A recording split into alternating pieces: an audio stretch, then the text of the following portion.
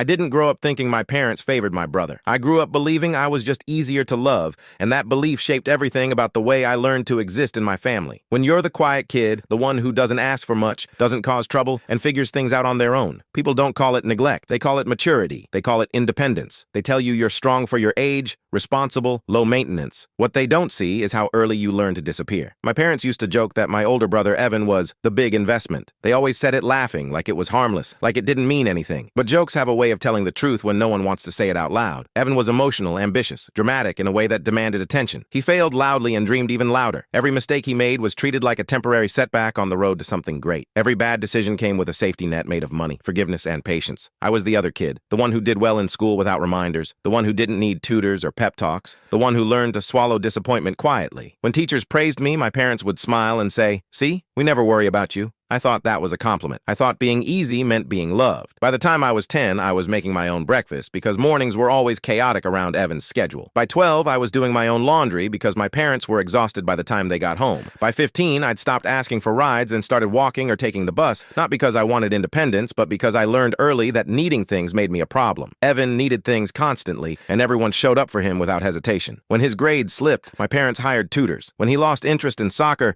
they signed him up for baseball. When he felt burned out, they told him to take a break and figure himself out. When I brought home straight A's, my reward was being left alone. When college acceptance letters arrived, Evan got into a private school with a price tag my parents couldn't really afford, and they made it work anyway through loans, drained savings, and quiet conversations behind closed doors. I got into a state school with a scholarship, and instead of celebration, there was relief. "You'll be fine," my dad said. "You always land on your feet." That sentence followed me into adulthood like a shadow. Evan dropped out of college halfway through his sophomore year, overwhelmed and uncertain, and my parents brought him home immediately, no questions asked. They paid down part of his debt and told relatives he was reevaluating his path. I worked 2 jobs to cover rent and books, telling myself this was just how families worked, that someone always needed more and someone always gave more. I didn't resent Evan at first. I didn't even resent my parents. I just didn't realize how permanent my role was. After college, I got a steady job in IT. Nothing flashy but reliable, with health insurance and a paycheck that arrived on time. It was the kind of job parents brag about because it doesn't scare them. Evan bounced between jobs, relationships, and half-formed plans, always chasing the next idea that promised to fix everything. My parents called me when something practical needed to be handled. Tech issues, financial paperwork, insurance forms, anything involving responsibility. They called Evan when they wanted to feel hopeful. The first time Evan asked to borrow money, he swore it was temporary. The second time, he said it was an emergency. The third time, my mom asked on his behalf, telling me I was in a good place and that he just needed a little help. I sent the money every time, not because I wanted to, but because saying no felt like breaking a rule I'd been trained to follow my entire life. The night Evan got arrested for a DUI, he didn't call my parents. He called me. It was nearly 3 in the morning, and he was panicked, embarrassed, and drunk enough that I could barely understand him. I drove an hour to the station, signed paperwork I shouldn't have had to sign,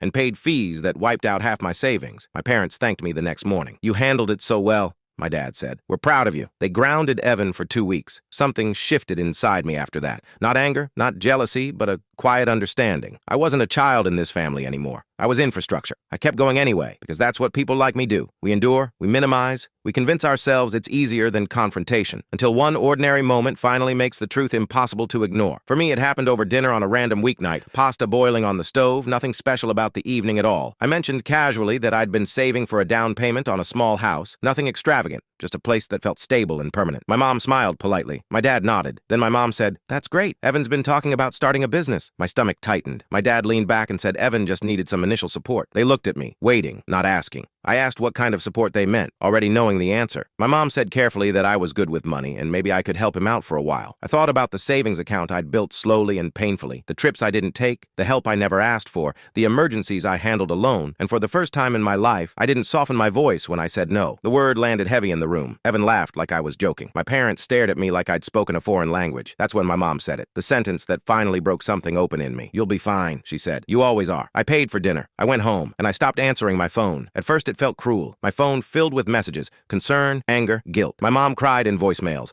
My dad accused me of being dramatic. Evan called me selfish and reminded me that family helps family. On the 7th day, Evan showed up at my apartment without warning, standing in my doorway like he had every right to be there, asking how I could just disappear after everything. I didn't yell. I didn't defend myself. I asked one question. "When have you ever helped me?" He froze. Not angry, not defensive, just blank. He couldn't name a single moment. I closed the door. 3 months later, I bought the house. It was small, outdated, and quiet. The first night I slept there, I expected to feel lonely. Instead, I felt like I could finally breathe. The The guilt came later, creeping in quietly, because years of conditioning don't disappear overnight. I caught myself reaching for my phone, ready to apologize for boundaries I had every right to set. But something unexpected happened. The world didn't collapse without me. Evan struggled, but he survived. My parents learned how to handle things on their own, slowly and awkwardly, but they did. Months passed, then holidays, then a message from my mom that didn't assume anything. "If you want to come for Thanksgiving, we'd love to see you." I went. Dinner was quieter, different. Evan avoided my eyes. My parents asked questions and actually listened to the answers. Driving home that night, I finally understood something I wish I'd known sooner. I was never the low-maintenance kid. I was the safety net, and safety nets don't get thanked. They just get used until they're gone. I still love my family, but I don't disappear for them anymore. And for the first time in my life, I'm not fine because I have to be. I'm fine because I chose myself.